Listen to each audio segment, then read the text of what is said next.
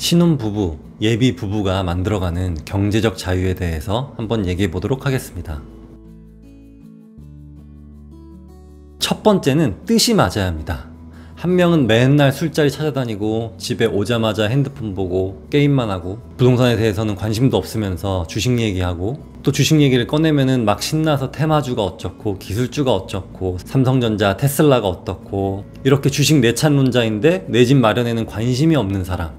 또 다른 케이스는 폭락론에 취해서 남의 불안을 자극해서 돈 버는 유튜브를 막 이렇게 보면서 배우자한테 보여주고 봐봐 이 교수님, 이 소장님이 조만간 집값 폭락한대 이런 분들의 영상을 보여주면서 별의별 이유를 다 갖다 붙입니다. 근데 이분들이 모르시는 게 하나 있어요. 집값이 폭락하면 그분들이 가지고 있는 주식은 완전 휴지 조각이 됩니다. 이런 폭락론자가 자신의 생각이 잘못되었다는 걸 깨닫는 순간이 언제인 줄 아세요? 바로 지금 살고 있는 집주인이 전세금 올려달라고 했는데 그 올려줄 전세금이 없어서 딴 곳으로 이사 가야 할 때입니다.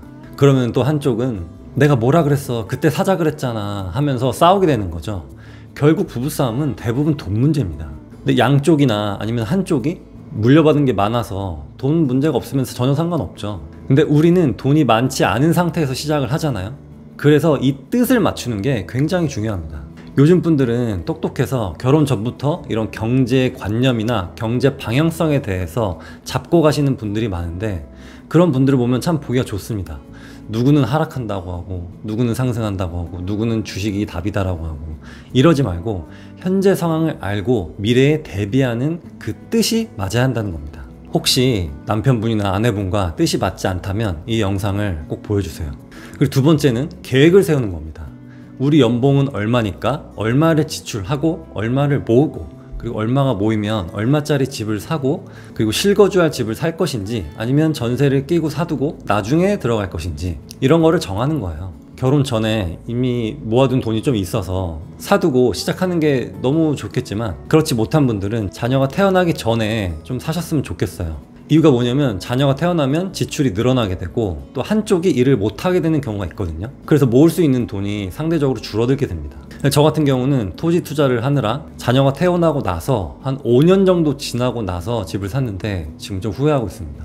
왜냐면 이사를 그동안 많이 다니면서 아내에게도 미안했고 아이가 한두 살 때 있었던 곳이 오피스텔이었는데 담배 냄새가 많이 났거든요. 그 과정에서 모두가 힘들었습니다. 근데 이런 과정을 겪지 않기 위해서는 계획을 사전에 세우는 게 굉장히 중요해요. 그리고 많은 것들을 대비할 수 있게 됩니다. 당장은 집 사야 돼서 막막하긴 하지만 그 시야를 넓히고 사고를 확장하기 위해서는 우리가 집을 사고 난 후에는 무엇을 하겠다 이거에 대한 계획을 미리 세워보는 겁니다. 약간 미리 김치국 먹는다 라고 생각할 수도 있지만 이거를 생각하는 사람과 생각하지 않은 사람의 격차는 굉장히 크다고 봅니다. 그래서 그냥 이 아파트 한 채 사면은 우리 목표는 달성한 거야 이런 생각 말고 집 사고 나면 우리는 무엇을 할 것이다 이 한 단계를 넘어서야 경제적 자유를 달성할 수 있습니다. 그래서 계획을 미리 잘 세우시는 게 중요하고요. 세 번째는 실행을 하는 겁니다. 임장도 다니고 여기저기 동네도 다니면서 분위기도 좀 파악하고 그러다가 돈이 모이면 집을 사는 거예요. 사서 바로 들어갈 집을 살 것인지 아니면은 전세를 끼고 나중에 들어가서 살 것인지 아니면 그냥 사두기만 하고 들어가지 않고 그거를 시세 차익으로 팔 것인지 뭐 자유롭게 선택하시면 됩니다. 또 대출을 어떻게 갚아 나갈 것인지 아니면은 대출을 갚지 않고 갈아타기를 하던지 아니면은 저렴한 아파트 한 채를 추가적으로 매수를 하던지 저렴한 초기 재개발 빌라를 매수를 하던지 이렇게 그 다음 스텝에 대한 계획을 구체적으로 세우고 그 계획에 대한 공부를 계속 해나가는 겁니다. 이게 바로 실행이죠. 그런데 중요한 거는 집을 한번 매수하고 나면은 부동산이 굉장히 재밌어집니다. 내가 매수했던 그 집의 시세를 매일같이 봐요. 뭐 하루에도 10번씩 보는 그런 분들이 있는데 그러면서 내 주변 시세도 뭐 알아보고 아니면 경쟁하고 있는 비슷한 급지의 시세도 찾아보게 되고 그러면서 점점 더 똑똑해지고 그리고 점점 더 현명한 선택을 할 수 있게 되죠. 이게 실행의 중요성입니다. 그래서 첫 번째는 뜻을 맞추고 두 번째 계획을 세우고 세 번째는 실행을 한다. 말은 쉽지만 생각보다 쉽지 않을 수 있어요. 그렇지만 할 수 있습니다. 네, 할 수 있어요. 서로를 믿고 같은 스텝으로 같은 방향으로 나아간다면 경제적 자유는 점점 더 가까워질 겁니다. 여러분들이 말로만 경제적 자유 하지만 이 기본적인 세 가지를 갖추신다면 생각보다 빨리 그 목표에 달성할 수 있으실 겁니다. 감사합니다.